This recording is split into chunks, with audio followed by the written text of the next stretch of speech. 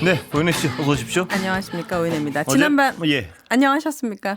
어젯밤에 뭐 저도 잠을 못 잤고 네. 뭐 국민들 중에 정말 분노 때문에 잠을 못 이루는 국민들이 많은 것 같습니다. 보면. 맞습니다. 예. 저희 아파트 단톡방은 사실 정치 이야기가 아예 예. 금지거든요. 예. 근데는 어젯밤에 정말 많은 분들이 여의도로 가자라고 예. 하면서 이 탱크 사진부터 해가지고 많은 사진들과 너무 놀라서 지금 부동산 집값이 문제가 아니라 예. 나라가 망하게 생겼다.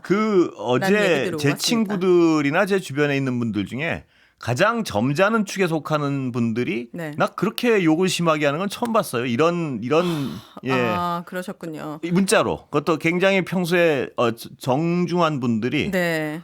문자로 아주 정말 그분 인생에서 잘 쓰지 않는 그 험한 말을 써가면서 네. 어제 이 대통령의 행위 네. 그 전 국민을 불안에 떨게 한 네. 그 온 나라를 들끓게 한 쑥대밭을 만들었죠. 쑥대밭을 만들 아주 분탕질을 쳐놨지 네. 않습니까? 정말 많은 분들의 희생으로 대한민국이 얼마나 많이 올랐습니까?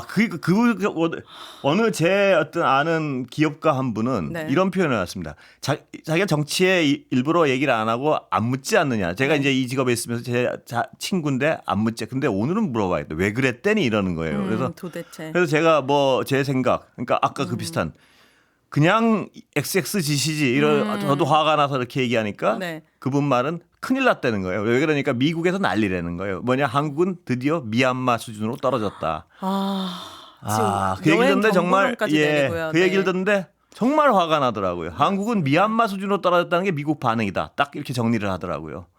이거 어떻게 책임지실 겁니까?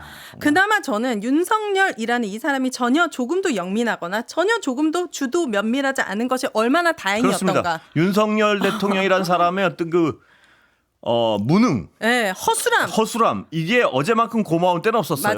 맞습니다. 그 말에 너무 동감합니다. 거기 만약에 우리 그 젊은이들 군인 네. 총 들고 나간 그 젊은이들이 네. 정말 누군가를 상하게 한다거나 네. 국민을 유혈 사태가 만약에 생겼다면요. 그 비극을 누가 책임질 수 있습니까? 그런데 그 와중에 네. 그 여당의 추경호 원내대표라는 사람은 일부러 흡사히 계엄령 해제를 막는 듯한 모습을 맞습니다. 보였단 말입니다. 그렇다면 만약에라도 진짜 유혈 사태가 났으면 그 정치적 책임을 어떻게 질라고 저는 그런 무책임한 짓을 했을지 상상만 해도 정말 끔찍합니다. 그렇습니다. 자, 예. 1289님께서 감히 국민이 뽑은 대통령이 국민을 상대로 비상계엄을 발표하더니 부들부들 분해서 잠을 이룰 수가 없었습니다. 맞습니다. 예, 이게 많은 국민들이 느끼셨을 똑같은 분노였습니다. 생각일 겁니다. 많은 국민들이. 예. 돌멩이님께서 서울의 공포의 밤은 서울의 아침 해가 뜨기 전에 끝났다.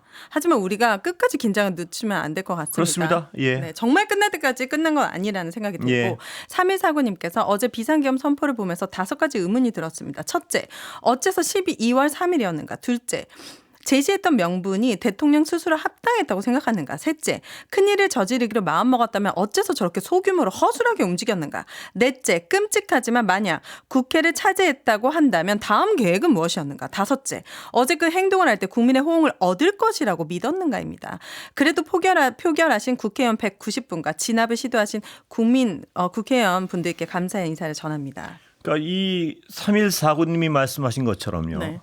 이 상식의 수준에서 이렇게 쳐다본 어느 한 구석 이해가 되는 구석이 없으니까 맞습니다. 도대체 아까도 제가 박범계 의원 모시고도 오늘 가장 많은 국민들이 질문을 한 것이 그럴 겁니다. 도대체 왜 이런 짓을 했는가? 그러니까요. 갑자기 정말 예. 많은 시민분들이 어제 새벽에 몇천 분이 여의도에 모이셨잖아요. 예. 그분들이 정말 나라를 구하셨다. 정말 진정한 영웅이라는 생각이 들었습니다. 예.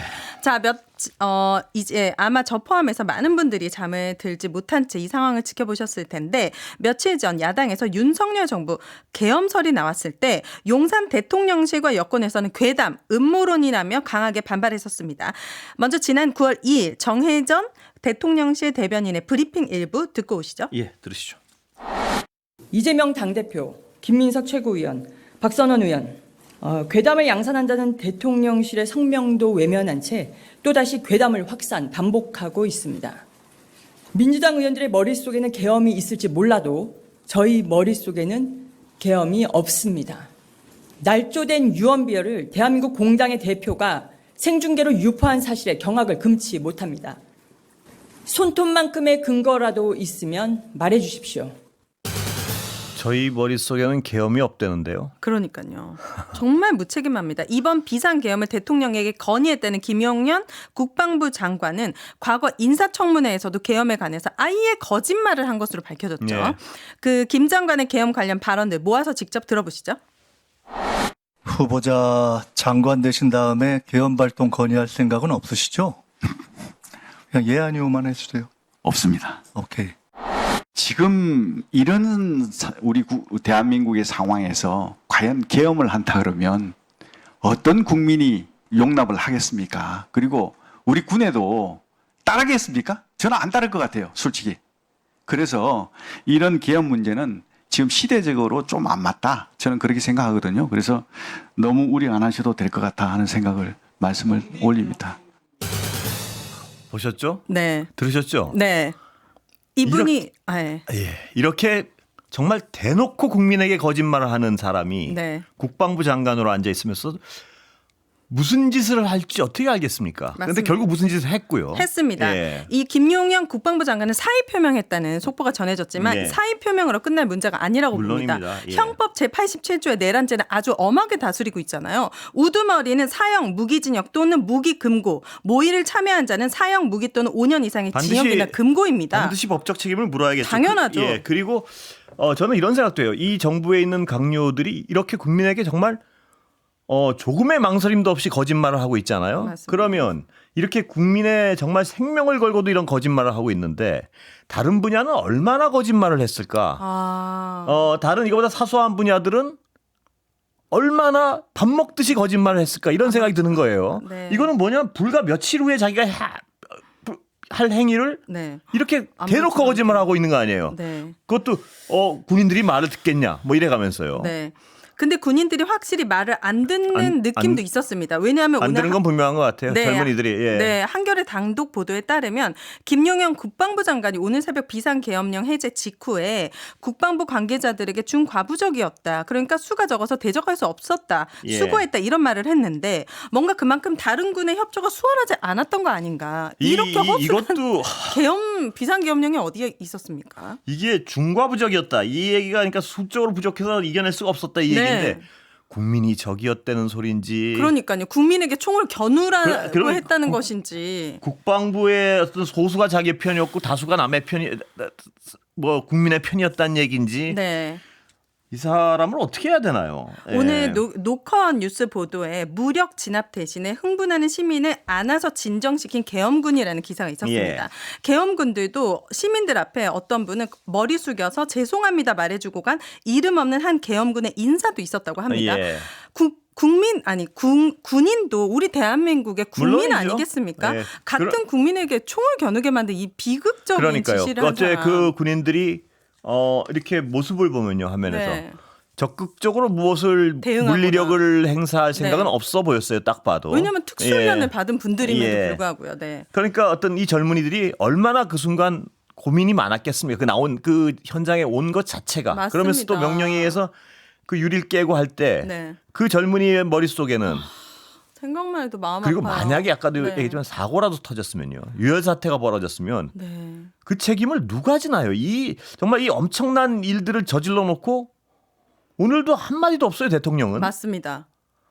그럼 이 국방부 장관이라는 사람은 뭐 모든 게 제 책임이라고 가지고 뭐 그 거짓말을 새빨갛게 할 때는 언제고 지금은 또 아무 일 없듯이 사의 표명하고요. 이 상황을 적어도 그냥 넘어갈 수는 없는 것 같아요. 당연합니다. 이건, 예. 네. 또한 계엄령을 음모론, 망상으로 여겼던 언론들의 과거 행보도 다시 소환이 되고 있는데요. 조선일보 과거 사설이 오늘 많이 회자되고 있습니다. 9월 초 제목은 국민을 바보로 하는 계엄령 괴담입니다. 내용은 민주당의 윤석열 정부가 계엄령을 준비하고 있다는 음모론을 펴고 있고 알면서도 괴담을 주장하는 것은 결국 국민을 바보로 알기 때문이다. 바로 이 유명해진 이 사설인데 비상계엄 이후에 이 사설에 대한 댓글이 줄줄이 이어지고 있습니다. 예. 성지순례 왔다. 역사에 기록될 근데 사설이다. 이 신문도 네. 계엄령을 할 줄 몰랐겠죠. 전 그렇게 믿고 싶습니다. 뭐냐면 정말 설마 사실 계엄령을 2024년도고요. 네. 그러니까 이 신문도 괴담이라고 믿고 싶었겠죠. 이 뭐 이런 짓을 할 거라고 어떻게 예상했겠습니까? 제 생각엔 그렇게 믿고 싶습니다. 예. 하지만 우리는 이제 한번 겪었잖아요. 예. 그렇기 때문에 더 이상 이 위험한 사람을 계속 대통령 자리에 머물게 해야 되는지에 대해서는 국민들의 판단이 끝났다고 봅니다. 예, 정말 어떤 이번만큼은 그냥 넘어가지는 못할 것 같습니다. 뭔가 예. 내년 봄에 뭔가 대한민국의 새로운 출발을 할 수 있지 않을까 저는 이런 꿈을 꿨는데 예. 이번 비상계엄 선포로 인해서 스스로가 약간 자승자박한 예. 이게 더 단축되었다라는 생각이 듭니다. 국민들의 분노는 정말 쉽게 가라앉지 않을 거라고 저도 믿습니다. 예. 네, 꼭 오늘 어제를 기억해야 될 것 같습니다. 예, 오늘 여기까지 듣겠습니다. 감사합니다. 감사합니다.